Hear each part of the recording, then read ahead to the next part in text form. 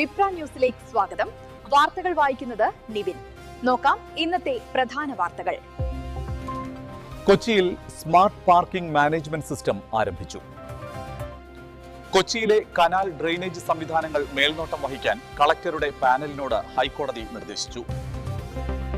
Operation സിന്ദൂറിന് ശേഷം കൂടുതൽ പാഠങ്ങൾ മോഡലിൽ ഉൾപ്പെടുത്തേണ്ടതുണ്ട്. സംസ്കൃത വകുപ്പ് മേധാവി ജാതിപക്ഷപാതം, അധികാര ദുർവിനിയോഗം എന്നിവ നടത്തിയതായി കേരള സർവകലാശാല PhD പണ്ഡിതൻ ആരോപിച്ചു. ഛത്തീസ്ഗഡ് ട്രെയിൻ അപകടം, മരണസംഖ്യ 11 ഉയർന്നു. ഓൺലൈൻ ടൂർണമെന്റുകളെ ഗെയിമിംഗ് നിരോധനത്തിൽ നിന്ന് ഒഴിവാക്കിയേക്കാം സുപ്രീം കോടതി. കെൻഡക്കി വിമാനത്താവളത്തിലെ UPS വിമാനാപകടത്തിലും സ്ഫോടനത്തിലും 4 പേർ മരിച്ചു, 11 പേർക്ക് പരിക്കേറ്റു. ടൈഫൂൺ കൽമേഗി 52 പേർ മരിച്ചു. പ്രധാനമായും ഫിലിപ്പൈൻ പ്രവിശ്യയിൽ മാരകമായ ഭൂകമ്പത്തിൽ നിന്ന് ഇപ്പോഴും സുഖം പ്രാപിച്ചു വരുന്നു. മയക്കുമരുന്നിന് അടിമപ്പെട്ടതിനെ തുടർന്ന് മുൻ സിംബാബ്വെ ക്രിക്കറ്റ് ക്യാപ്റ്റൻ വില്യംസിനെ ദേശീയ ടീമിൽ നിന്ന് സ്ഥിരമായി പുറത്താക്കി. ഇന്നത്തെ വാർത്തകൾ അവസാനിക്കുന്നു. നന്ദി, നമസ്കാരം.